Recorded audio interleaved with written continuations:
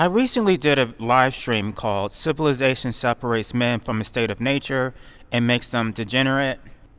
This is based on a writing by Jean-Jacques Rousseau called A Discourse on Inequality.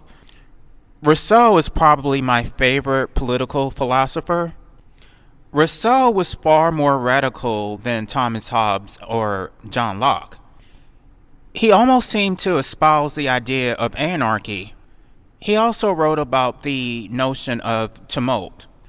Tumult basically means that no true revolution can be brought about without disorder or violence. So for those who think that they can affect meaningful change through voting, Rousseau would disagree. There is going to have to be some actual bloodshed for meaningful change. People are going to have to make sacrifices. They're going to have to do things that are inconvenient if they want real change. Simply pressing a button is not going to get you there. So according to Aristotle, we should consider what is natural, not things that are depraved, but in those which are rightly ordered according to nature. So nothing about this current system is natural. Most people think that the notion of anarchy is radical, but it is far more radical to have a government control your every move. The government literally controls whether you eat, sleep, or shit. You need a license to work. They harass you when you're on the road trying to get to work or trying to buy groceries. There is a regulation or an ordinance for everything. You don't even have the right to control your use of private property. You may need a license just to build a shed on your own property. You can be fined if your grass is too high. And even when you pay your house off, you don't actually own it. You're still going to have to pay taxes or else they can come and take it. So every act of the government is an act of violence. So those who are for big government, you're violent. The government acts either by taking your property, throwing you in a cage, or by killing you. We have all been misled to think that the government works for us. No, we work for the government. They don't give a fuck about the will of the people. Rousseau wrote that he wished he was born in a country in which the people were sovereign. So back then there was this notion that the king or the queen, the monarchy, was sovereign. The monarchy could not be considered wrong because everything that they did was considered an act of God. So John Locke came in, questioned that, saying that basically they're not sovereign, they don't act according to the will of God, and then he came up with this notion of rights. So the purpose of rights is to limit the government's power. There are things that are so fundamental that even the government can't violate them. And I believe that it was Thomas Hobbes who came up with the notion of the social contract. Anyway, Rousseau wanted to live and die free and rejected the notion of being docile to the state. He wrote that no one should be above the law and that no one should be afraid of the government. That's the complete opposite of where we are now. The government is protected either with sovereign immunity, qualified immunity, and judges have absolute immunity. So everyone is afraid of the government, but these state actors are free to do whatever they want. They can't be held accountable. The government has become too big to fail. Rousseau wrote that people, once accustomed to masters, are not in a condition to do without them. Once people become accustomed to masters, they become estranged from freedom, and then they always hand themselves over to more seducers who only make their chains heavier than before. So there's this whole push and pull with politicians. They're all corrupt, so you're always choosing the lesser of two evils. We're always looking for the next politician to be better than the last one. But the reality is that they're all puppets. It doesn't matter who's put in office, they're all controlled by the same corporate entity. According to Rousseau, there are two inequalities among human beings. The first is natural or physical, and the second are privileges. Natural or physical inequalities are age, health, bodily strength, and qualities of the mind or the soul. The second inequality are privileges, which are wealth, honor, power, or the ability to exact submission from others. Rousseau wrote about the state of nature. The state of nature is a time in which men lived freely before the inception of government control. Under the state of nature, there was a natural right of every man to keep what belongs to him. In a state of nature, men would compare their strength and adroitness to that of animals, and then they would no longer be afraid of them. He wrote that wild beasts rarely attack each other and that they rarely attack human beings. In the state of nature, animals rarely make war with men except in the case of self-defense or excessive hunger. He wrote that Negroes and savages were not afraid of wild beasts even though they lived in the wild. So when they refer to savages, they're generally referring to Native Americans. One would think that a savage is anyone who lives a primitive life, but I think that they were calling the Native American savages because they were going around scalping people. Conversely, the African tribes did not pose a serious risk or threat. He wrote that the Negroes and savages exposed themselves to the point of being almost naked, and they were only armed with bows and arrows, yet they were rarely devoured by wild beasts. The reason that he made this reference to animals was to demonstrate that in a state of nature, there would not be chaos and disorder. Men would not go around being attacked by other men, nor would they be attacked by animals. There would be a state of order based on nature. In a state of nature, men and animals are driven by a desire for self-preservation. Rousseau wrote that men tend to be healthier living under a state of nature.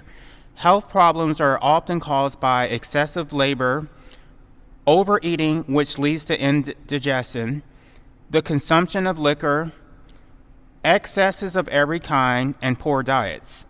He wrote that the savages rarely have health problems except for wounds and old age.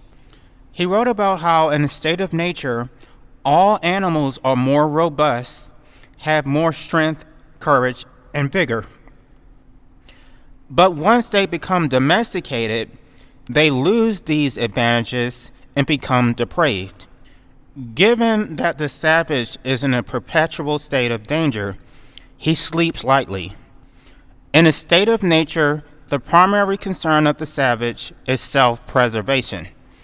As men become more sociable, they become weak, timid, and servile.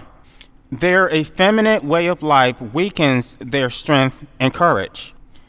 In the state of nature, men would exercise the faculties which are concerned with attack or defense, either for overcoming prey or preventing him from becoming prey of other animals. In a state of nature, animals are ingenious machines, and humans are built the same way. Every man and every animal was created with an inherent deference and calling for a return to the state of nature. The state of nature comes with a need for self-improvement. And he calls this need for self-improvement perfectibility. He says that the only thing that makes humans different from animals is our ability to go against our instincts. In a state of nature, the savage would be left to his own instinct and animalistic tendencies. To will and not to will, to desire and fear are essential for the development of his faculties. Rousseau wrote that it is not a misfortune for men to be primitive. It is not a misfortune for them to go naked, to have no dwellings, and to like the superfluities that we think are so necessary. They have no need for covering in warm climates. If the weather becomes cold, they can develop the skills to appropriate the skins of beasts. The savage has no desires other than his physical wants. The only goods he recognizes are food, sex, and sleep. The only evil he fears are pain and hunger. Therefore, a man who exists within the state of nature cannot be corrupted. He cannot lie and he cannot be manipulated. He is not driven by a drive for money, power, or prestige. Rousseau used the evolution of languages as evidence that primitive men lived by consent rather than by force. Primitive men just agreed on what to call things. There was no need for force or manipulation. He essentially said that primitive men were smarter than what civilized society has recognized. In a state of nature, there was no good or bad. There was only self-preservation. Judgment only comes with civilization. In civilization, good and bad are determined based on the prejudices of others in comparison to others. So in a state of society, we have homophobia, misogyny, prejudice against the poor. We have all kinds of elitism. People are compared based on their status or social standing. So what he's saying is that none of this would exist under a state of nature. Rousseau rejected the notion made by Hobbes that in a state of nature, man was naturally wicked.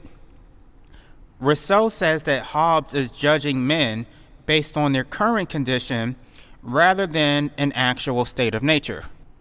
Rousseau says that it is man's dependence on his masters which makes him weak. Without having masters to rely upon, men would be self-reliant and independent. Man's reliance on masters prevent them from developing the necessary faculties to understand the difference between good and evil for themselves. Their servitude prevents them from exercising their own reasoning and judgment, which ultimately prevents them from becoming men and relegates them to being robust children. So under a state of society, these men are not actual men. They're robust children. They're so passive and docile. They submit to every authority, whether legitimate or illegitimate.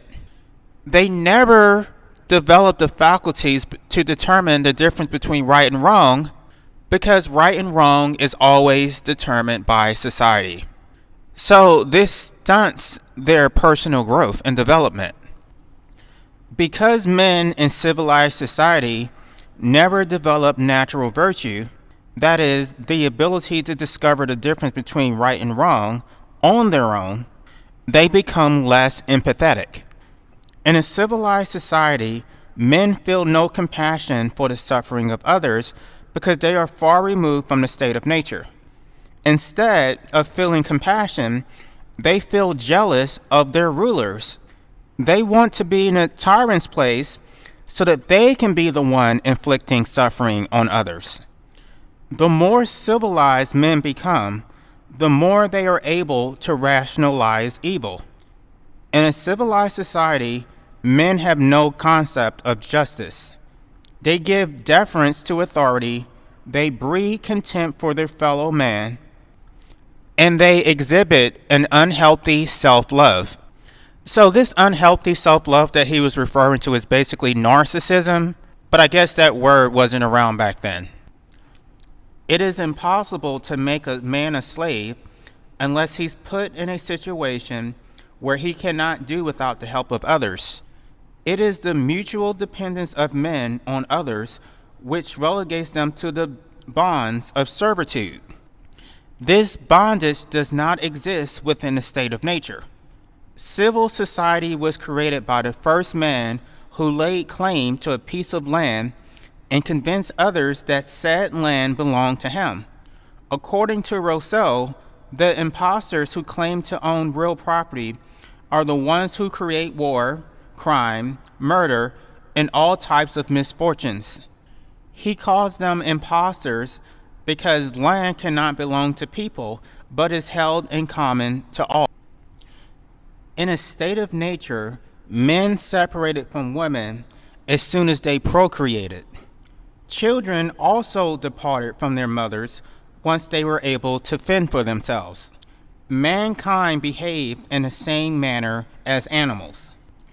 At some point, man began to feel that they were superior to other species and began to diverge from the behavior of other animals. It was at this point that man became less driven by self-preservation and more concerned with mutual interest. Then he became reliant on the assistance of others. In a state of nature, men had solitude, which allowed them the leisure to think and discover things for themselves. Men were independent, and they did not behave like their fathers. Once men began to live settled lives, their lives became more uniform. Their lives were more uniform in terms of the lives that they led, the food that they ate, as well as their belief systems. It was the permanence of neighborhoods which bred jealousy, discords, and feelings of preference. Men began to compare himself to others, which led to shame and envy. Men began to feel contempt for his fellow human being. The result is that men became revengeful, terrible, bloody, and cruel. To correct this depravity, which was created by the state of society itself, man began to create moral and legal institutions to punish offenders.